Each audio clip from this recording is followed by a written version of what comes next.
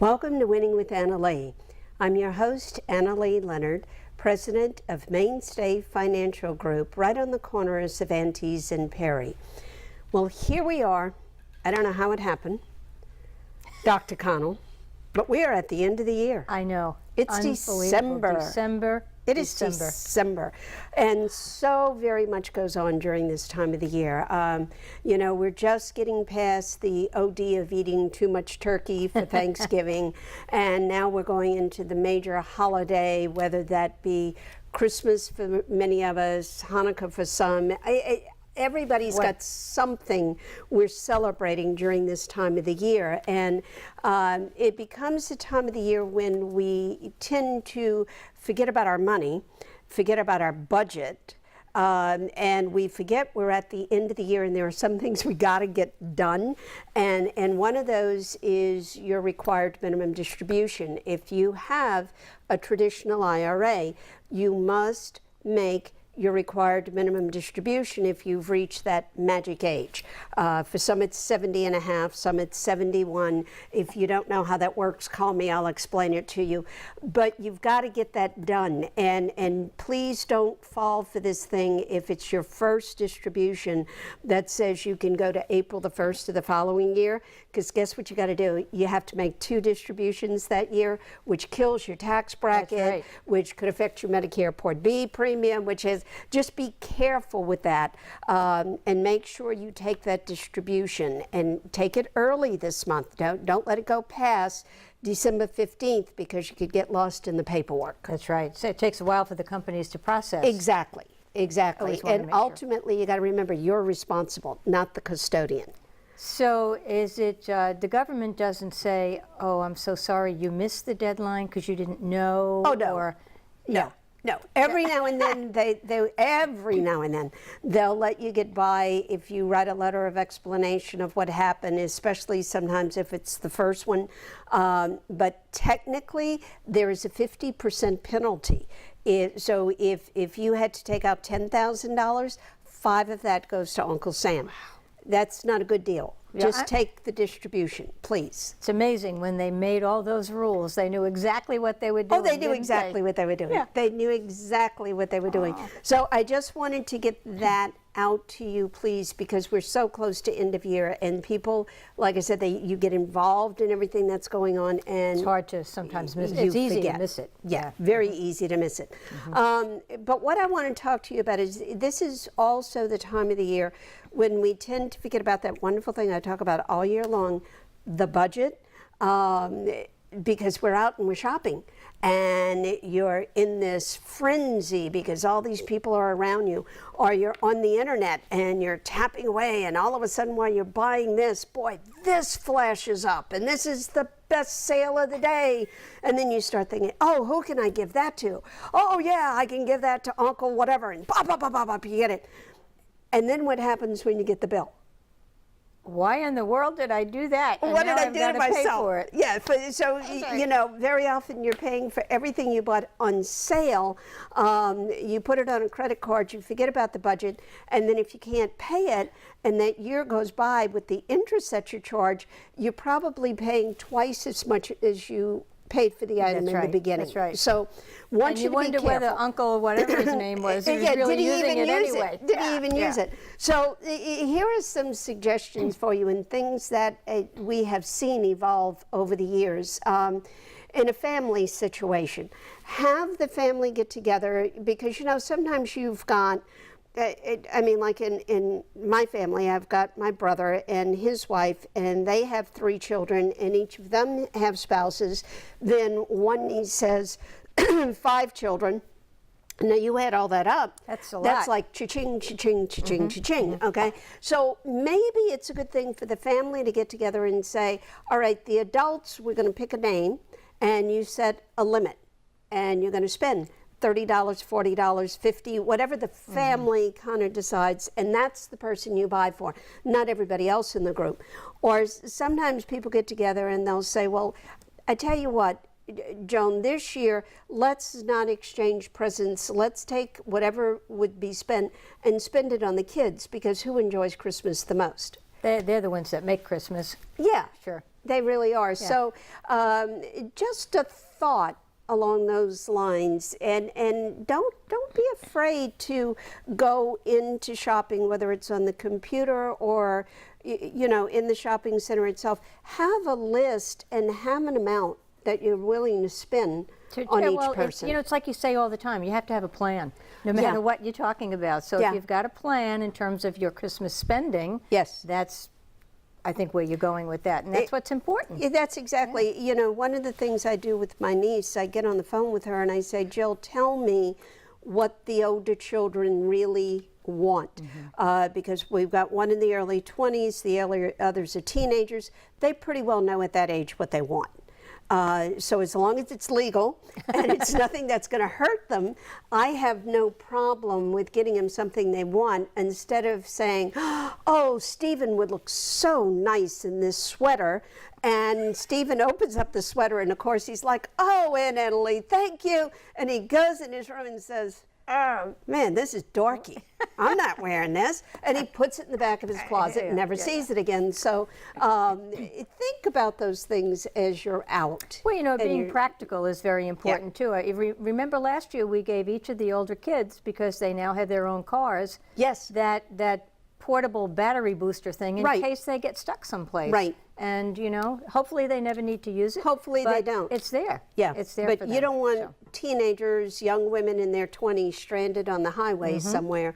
And the amazing thing was they loved that gift. They did. They loved that gift because they realized it's something they'll have for a very long time, and that can do a lot for them. So think about those things. Now here's the other thing we've got to think about. And I know you always get nervous when I say this, but tis the season, okay? So everybody's out, we're happy and we're giving and we're shopping and we're, not necessarily paying total attention to everything we should pay attention to. And because there are big crowds and people are distracted, the scumbags come out. You knew I was going to say it. You knew I was going to say it. Scumbags are out. I can't come up with a better terminology. I mean, it just is. They come out, and what they're out there doing is they're looking to either steal your money off your person, or worse, to steal your credit card numbers and your identity. Now, if I got $100 in my purse and somebody takes my purse, that's extremely hurtful. That can really mess up my budget. But if somebody gets my credit cards or somebody gets my identity and goes out and does things to ruin my credit, that takes years. Oh, yes. That takes years to undo. So let's kind of talk about some ways that we might be a little bit safer with some of the things that we're doing. Somebody came up with a suggestion to me. I think you and I were talking about this. And, when you go to your bank, very seldom now do banks check your signature.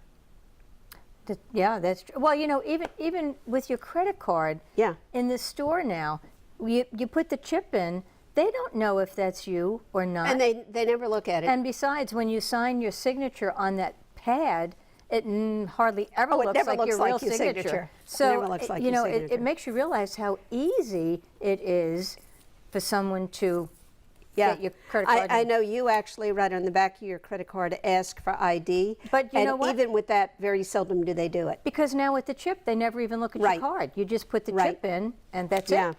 So one of the things that I would suggest is creating a type of password at your bank. Yeah, tell me about that. Again, banks don't any longer check our signatures. So let's say you have somebody steals your wallet, steals your purse, and in that you have a blank check, or maybe you have your paycheck, which has not yet been deposited. Okay. So if you go into the bank and those are signed, and you go to a branch that doesn't know you, like I know if I go into the bank in Gulf Breeze, they know me. And it's, hi, Annalee, how are you? Oh, do you have the puppies with you? Why don't you bring one in? Here, we're going to give you some treats for them. But they know me. But there are branches I go to, they don't know me. Correct. So one of the things I'm going to request that they do is ask me for a password. And what I'll do is take Cecile into her office, close the door, and say, Cecile, anytime money comes in or is withdrawn, I want whoever is taking care of me to ask me for my password. Now, you don't say that password out loud to the teller.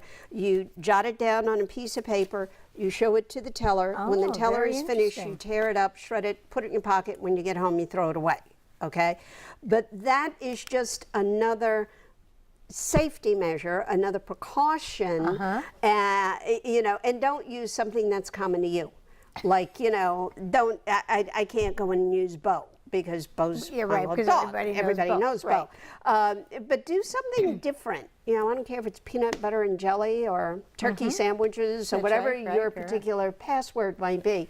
Something unique to you that could be a good way to help keep that a bit more secure. Now, it's going to be interesting to see what happens if the bank, I mean, are they doing this now? They don't offer it. Oh, they don't offer it. I mean, you basically have to go in just and as a customer request it. All the banks are going to hate me for saying that, but you know, it's just something that's there. Well, but you know, it's to their benefit too. It's very much to their benefit, and that, you know, you go back to the credit card thing. That also is a benefit to using the credit card, because they have a limit on your loss. Yes, the debit card does not. I don't even use a debit card anymore because of that. Because if somebody gets your debit card, there is no protection. Your credit card, you are limited on loss. Blank check, no limit. I mean, that's right. Somebody can go in and wipe out your account, basically. So you want to really think about those things. Yeah. Okay. We're going to take a little break, and when we get back, we're going to talk about a couple of other ways to protect you and your credit. See you in a minute. Retirement strategies come in all shapes and sizes. One strategy does not fit all when it comes to reaching your retirement goals, and considering all your options may be, well, more than you want to think about. So whether you're looking to retire or already living in retirement, you need a strategy tailor-made for you. Hi, I'm Annalee Leonard with Mainstay Financial Group, and I'm here to design a financial plan for you and for those that you love. Hart, what's going on? I'm leaving. Why? What did I do? Not enough. You constantly ignore me. You barely eat anything healthy. You're half as active as you used to be. The pressure is just too much. I quit. Okay, I get it. I'll do better. Just please, don't leave. Okay. But remember, if I go, you go. Listen to your heart. Don't let it quit on you. Uncontrolled high blood pressure could lead to stroke, heart attack, or death. Get yours to a healthy range before it's too late.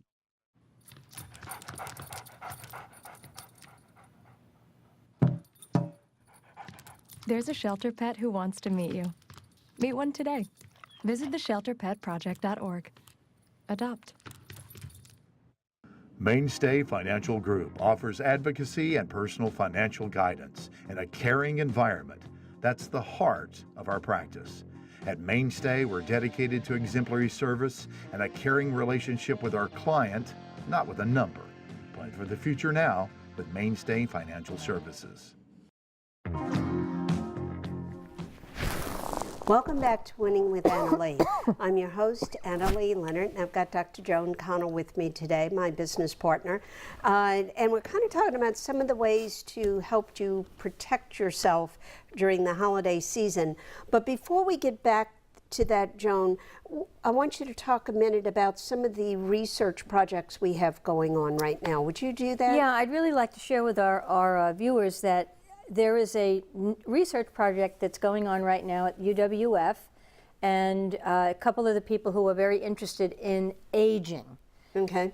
And the project is dealing with helping understand the needs of aging population in the Gulf Coast area. Good. Now, the definition of aging is 55 and over, all right, for the purposes of the study. And the study is looking to recruit people who want to participate and answer a questionnaire. So if you think you're interested in this, they would very much like to hear from you. So I'm going to give you a number to call, and it will be on the screen as well. They will take a message at that number, and then you can go ahead and they'll call you back, see whether you're eligible for the study, and then actually the first 50 people who complete the questionnaire completely get a $50 Walmart gift card. Well, that's worth doing it right there. That's right. There Besides you the go. fact you help the community, I mean, right at Christmas. So, you know, and we really want to know more about people who are aging, especially people in our area who are aging alone. Yes, that's very a important. special group of people. So the number to call is 202-0819.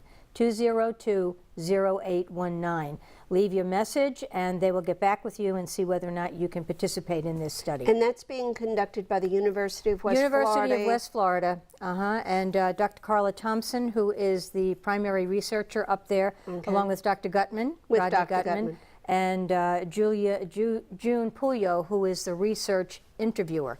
So the three of those this is people. legitimate. I mean, there's nothing about it that, and they're not going to use your identity. Absolutely. It's totally secretive, anonymous, but I think we need to know about our own people in our own communities and what's going on. So I'll be interested to see how that comes out and what happens. So let's go back to this whole idea of identity theft. One of the things to me that's really scary is there is a device out there, they call it a magic wand. And from what I understand, the scumbags can go buy this for like $20. And what it does, it allows someone to scan your credit card or to scan your driver's license and get your information. Now, here's what's really scary. You can be walking in the mall and you're carrying a purse or your wallet's in your back pocket and somebody bumps into you. They can scan through your clothes, through your wallet, through the purse. So there are wallets that have come out that are protective. Oh, they have like a shield. Those metal shield wallet type things, yeah. And if you want to go the real inexpensive route, it's a little embarrassing when you take your card out and you're at the shopping center, but you can wrap it in foil. I thought you were going to say that. Yeah, So you can just wrap it in foil. Well, and it stops the waves from going through. Isn't that amazing? Now, we even had this happen here in Pensacola. And again, you know, you got a lot of extra people hired during these times. You go out to eat and they come for your credit card goes away. I mean, you do that every time. Whether you We go, don't even think about it. you We don't even think about it. But if somebody is being a scumbag and they have one of those little ones, they can scan your information, bring you your credit card back, and what they do is they make duplicate credit cards, just like, you know, people make fake driver's licenses. They make duplicate credit cards and they sell those, and then the person who buys them goes out and charges stuff on them, buys all kind of things, have those shipped to an anonymous address, and then what they do is they go out and sell them on the streets for almost nothing. Well, they don't care they're selling them for almost nothing. They didn't pay anything for them. Right. But guess whose credit card is going ba-boom, ba-boom, ba-boom, ba-boom. It's yours. Yeah. Which is, you know, that's why people probably shouldn't wait until they get their statement. You should be checking your credit card balance all the time, online. All the time. I check Periodically. mine at least every week. My personal and my business. I check them just to be 100% positive. So you want to know that. And here's another one that happens during the holidays. And I understand why they're doing it. The department stores are trying to get you to get their credit card. So if you fill out that application right out there in the mall, boy, you get that credit card right there and you get a 20% discount. You have a story about that. I do.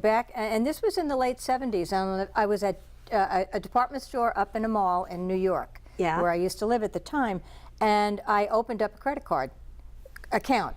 And I was at the service desk and filling out the paperwork, and literally, like the next statement I got, there was over $800, and that was a lot of money back in the late 70s. Yeah. $800 worth of things on my card that I did not purchase. You didn't purchase. So someone either overheard the Or were transaction, watching. or were watching, or got a copy from maybe somebody behind the desk. We never knew.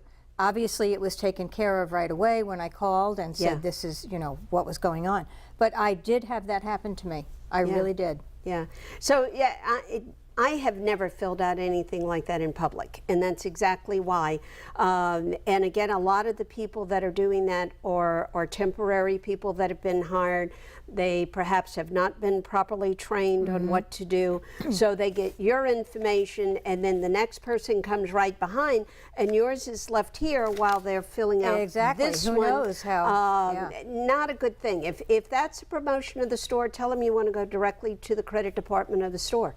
And fill it out up there and get your little credit card. But don't do things out in the middle of the mall where you're giving your personal information. Not a good idea. Just a little extra part of protection. Yes. And again, probably the department stores aren't going to like me, but this is what happens. And people, you got to know. And you've got to educate yourself about that. That's right. Well, you know, you've never been known to mince words. And No. You tell people like it is. I do. I always have. It's my strength and my weakness all balled into one.